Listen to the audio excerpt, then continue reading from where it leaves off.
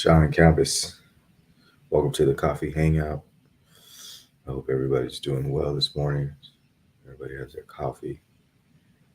Um, so I had an exciting thing happen this morning. Actually, my my son wakes me up, and which is always before my alarm wakes me up, and he says, "Daddy, pee pee in the toilet." And so for a long time, he's actually um, he's actually said that, and then I'll take him to the toilet and he's already peed, so his diaper would be full. And then um, we go and I take him to the toilet, and he just um, sits on the toilet and makes a fake sound like shh, and then says, "Okay, done," and then wants to flush it. So that's usually how it goes. But this morning, he was persistent. He was like, "Daddy, pee pee on the toilet," and I was like, "You already went in your diaper. We're not going. We'll go later." And but he kept going with it. No, I pee pee in the toilet, daddy. Pee pee in the toilet, daddy. And so finally, I was like, all right, let's just do the game. So I went to do the game, and he hadn't peed in his diaper, but I thought he was still going to trick me and do the noise with his mouth, and he didn't. He started peeing in the toilet, and so he doesn't, of course, have all of his full um, English, you know, language or whatever, but the way that he says it, like, I did it. So he was happy because he peed in the toilet and got to flush it. And then he says, I'm excited, Daddy. I'm excited. So it's so cool. It's so cool to see that happen. Um, and the interesting thing is that it actually has been a while now since we've been doing the game of going pee pee on the toilet and him tricking me, and then it becomes real. I think that's something that even happens for us um, as adults. We learn things one day, and our progress towards that thing, or when we actually accomplish it, sometimes isn't an immediate scenario. Um,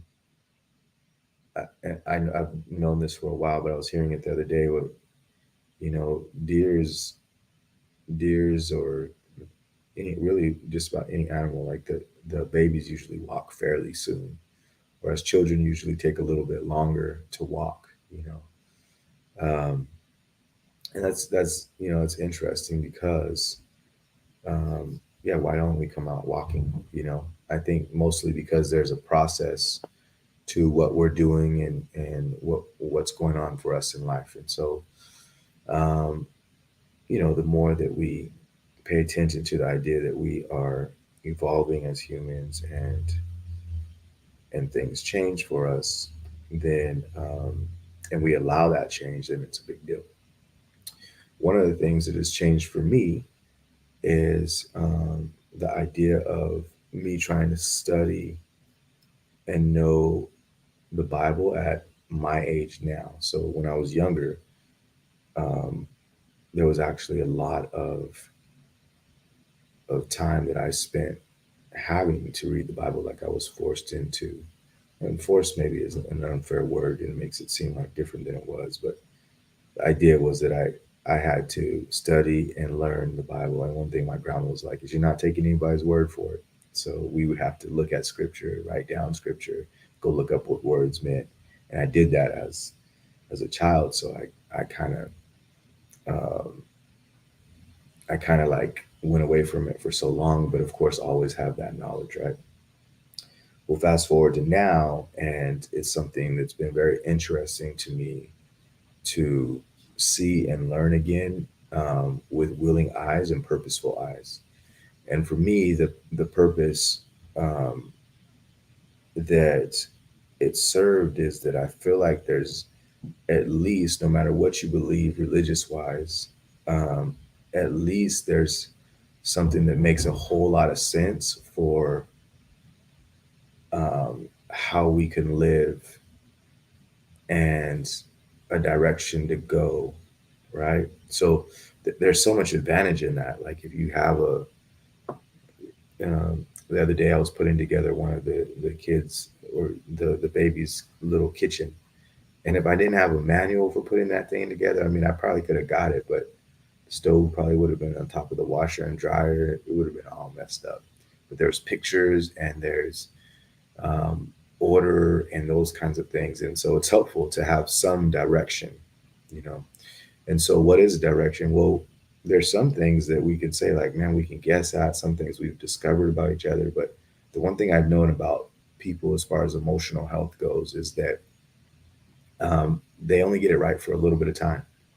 So there are certain things that are in the DSM, 30 years ago that would be blasphemous to put in the DSM now. So what does that tell us? It tells us that we have men guessing at what the problems are and that those things are forever changing.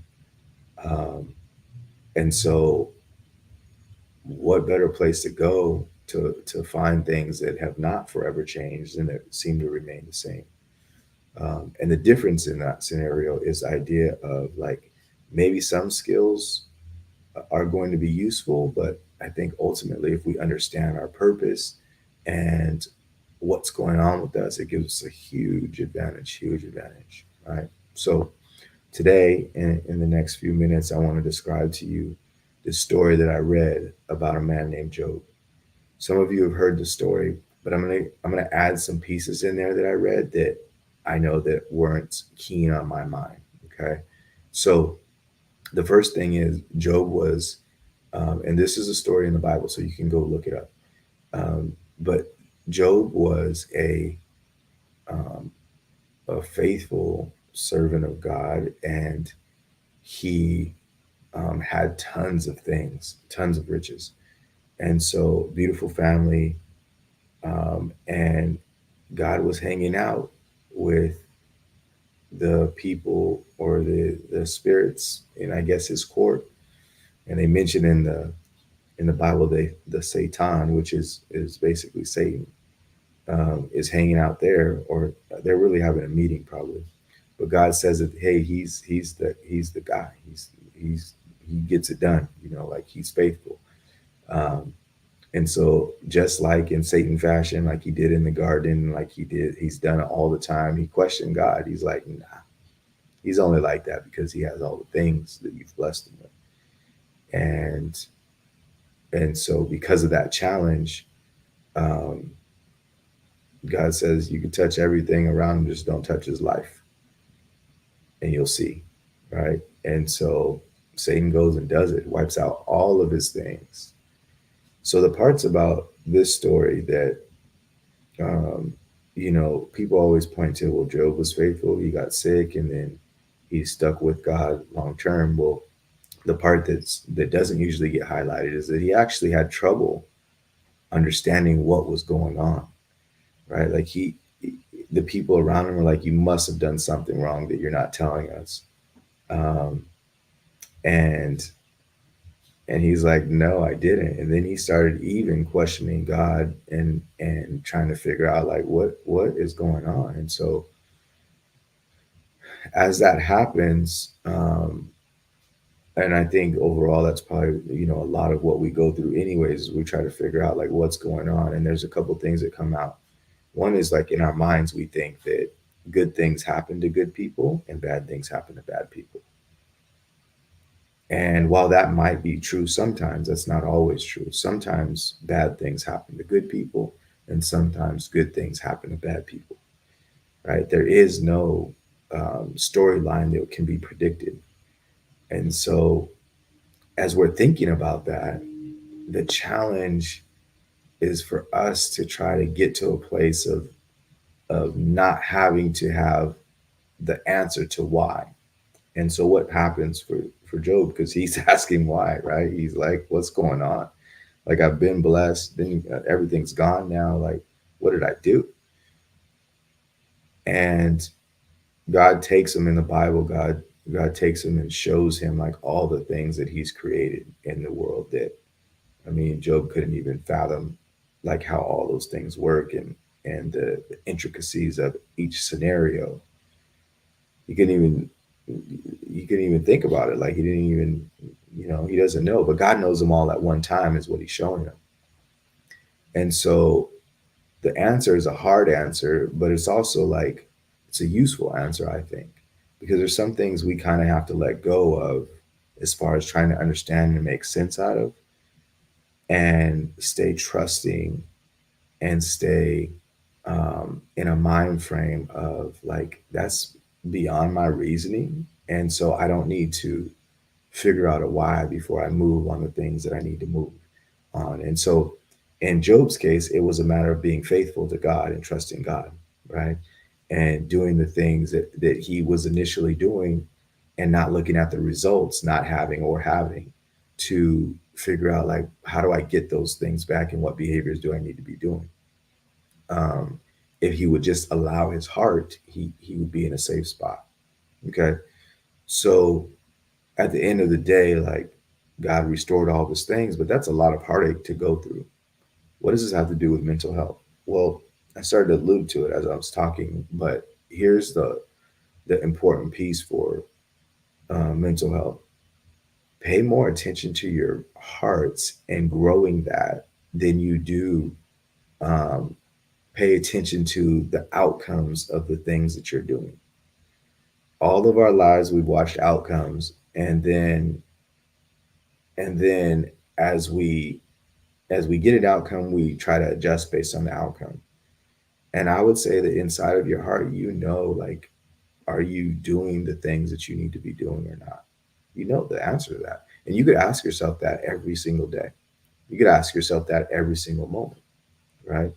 And that's worth grappling over. What's not worth grappling over is, do I have the things that I want to have? It's not worth grappling over, because those things are coming out of, or they're not coming out of the behaviors that you're doing, or out of the being that you're doing, right? The behaviors that you're doing are just outcomes of who you're being. And so trust your heart.